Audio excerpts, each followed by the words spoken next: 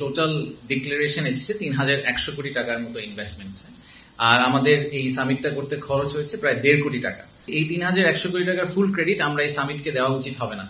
এই সামিটের আগে অনেক কাজ করে এই ৩,০০০ কোটি টাকাতে ১০০ কোটি টাকাতে আনা হয়েছে। আবেগপ্রবণ হয়ে হঠাৎ করে ১০০ কোটি টাকার একটা চেক লিখে ফেলে না।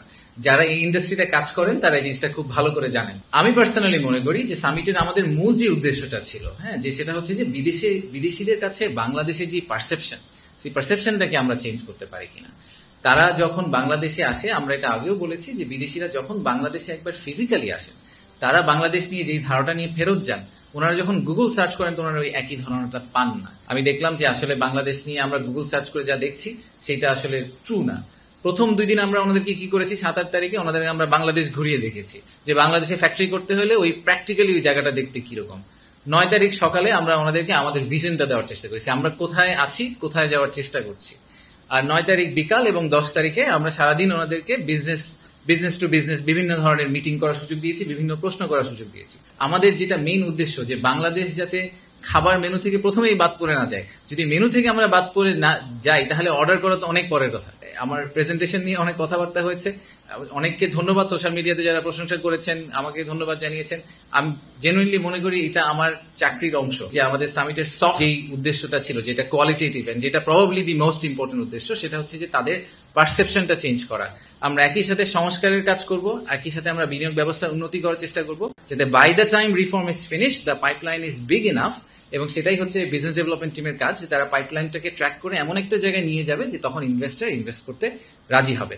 আমাদের টোটাল জিডিপির সাইজের তুলনায় বা আমাদের মার্কেটে যে মানি মার্কেটে যে ফ্লো হয় ক্যাশের, সেটার তুলনায় কিন্তু অন্যান্য বড় দেশের তুলনায় আমাদের স্টক মার্কেটটা রিলেটিভলি ছোট।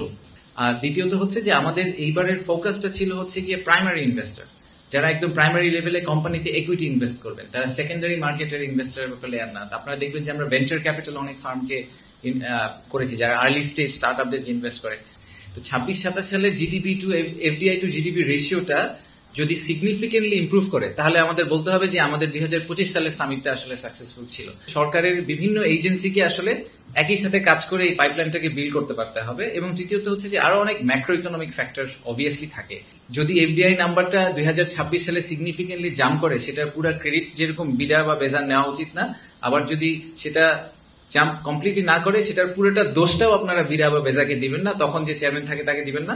বড় বড় অ্যাক্টিভ পলিটিক্যাল পার্টি যারা আছে, প্রত্যেকের সর্বোচ্চ লেভেলের লিডারশিপের সাথে আমাদের 1-to-1 ডিসকাশন হয়েছে টু মেক শিওর যে তারা এই সামিটের ব্যাপারে কমপ্লিটলি অ্যালাইনড এবং তারা মনে করেন এবং ফিল করেন যে তাদেরকে পার্টনার করে আমরা সামিটটা করছি। কিন্তু বাংলাদেশ কোনোদিনই 40% রিনিউয়েবল এনার্জিতে যেতে পারবে না, কারণ বাংলাদেশে তো এই পরিমাণ ল্যান্ড নেই। তাহলে আমাদের কি করতে হবে, রিনিউয়েবল এনার্জি যতটুকু আমরা প্রডিউস করি সেটাকে ক্যাটাগরিক্যালি ওইসব ফ্যাক্টরিতে দেওয়ার ব্যবস্থা করতে হবে।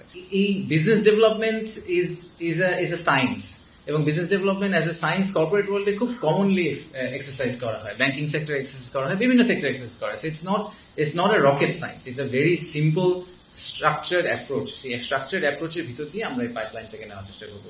$100 মিলিয়ন ইনভেস্টমেন্ট হয়, দ্যাট উইল বি 1,000 কোটি টাকা, 1,200 কোটি টাকা ইনভেস্টমেন্ট। একটা 1200 কোটি টাকা ইনভেস্টমেন্ট হয় আমাদের দের আর পার্টনারদের 3.5, টোটাল 5 কোটি টাকার খরচে। That should be a big success for this summit. Third terminal কত দ্রুত এটা চালু করা যায় সেই জন্য একটা কমিটি করে দেওয়া হচ্ছে, তারা কাজ করবে। আর একটা হচ্ছে যে আপনি জানেন বাংলাদেশে ইনভেস্টমেন্ট অ্যাট্রাক্ট করার জন্য অনেকগুলো এজেন্সি আছে। তো সেইটাকে ইনভেস্টমেন্ট এই যে অনেকগুলো যে প্রায় 8টা এজেন্সি এটা নিয়ে কাজ করে ডিপার্টমেন্ট, তো সেটা যদি একটা আমব্রেলার আন্ডারে কিভাবে আনা যায় সেটার জন্য একটা কমিট করার নির্দেশ দিয়েছে। যে চিটাং পোর্টের বিষয়ে আপনি জানেন অনেকগুলো ফরেন ইনভেস্টর চিটাং পোর্টের ইনভেস্ট করতে তারা খুবই আগ্রহী। তো সেই বিষয়ে আমি মাইকটা হস্তান্তর করবো। বাংলাদেশে কোনো সামুদ্রিক পোর্ট নেই, so let's start with that.